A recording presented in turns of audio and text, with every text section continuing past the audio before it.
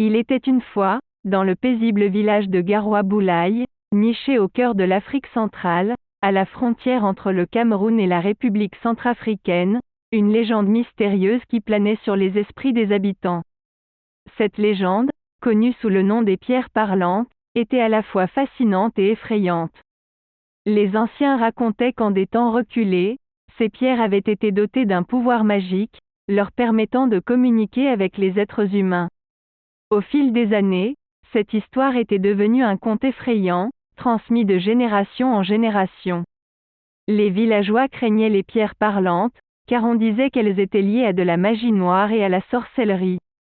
Personne ne savait vraiment d'où provenait ce pouvoir mystique, mais tous savaient qu'il fallait les éviter à tout prix.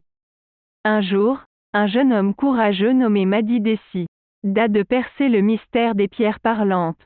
Animé par sa soif de connaissance et sa curiosité, il se mit en quête de réponses. Il se rendit chez le vieux sage du village, Fifion Ribana, un marabout réputé pour son savoir ancestral et ses connaissances en sorcellerie. Fifion Ribana accueillit Madi avec bienveillance et lui raconta l'histoire des pierres parlantes. Il lui expliqua que ces pierres étaient autrefois utilisées par les anciens sorciers pour communiquer avec les esprits et invoquer des forces obscures. Cependant, cette magie noire avait fini par les corrompre, et elles étaient désormais source de malheur et de tragédie. Intrigué par ces révélations, Madi décida de se rendre à l'endroit où se trouvaient les pierres parlantes. C'était une grotte isolée, cachée au milieu de la dense forêt tropicale. La légende racontait que quiconque osait s'approcher des pierres risqua sa vie. Ignorant les avertissements, Madi pénétra dans la grotte sombre et inquiétante. Il y trouva les pierres parlantes, éclairées d'une lueur sinistre. Dès qu'il les toucha, une voix surgit de nulle part, lui révélant des secrets ancestraux et des connaissances interdites. Madi se retrouva alors pris dans un tourbillon de magie noire et de sorcellerie. Les esprits maléfiques qui hantaient les pierres parlantes cherchaient à s'emparer de son âme.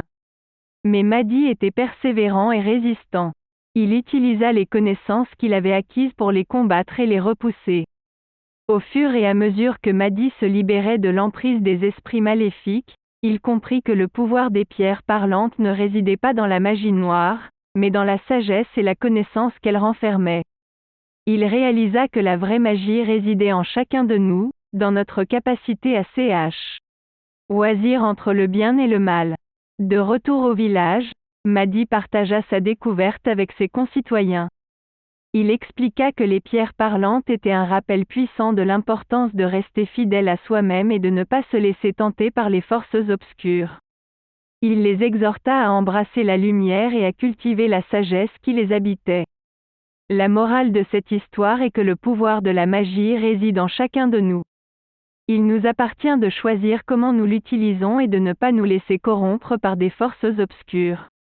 Les pierres parlantes, autrefois synonymes de peur et de tragédie, devinrent alors un symbole d'espoir et de sagesse pour tout le village de Garoua-Boulaye. Et voilà, l'histoire des pierres parlantes, pleine de mystères, de magie et de sagesse, qui rappelle à chacun l'importance de rester fidèle à soi-même et de choisir la voie de la lumière.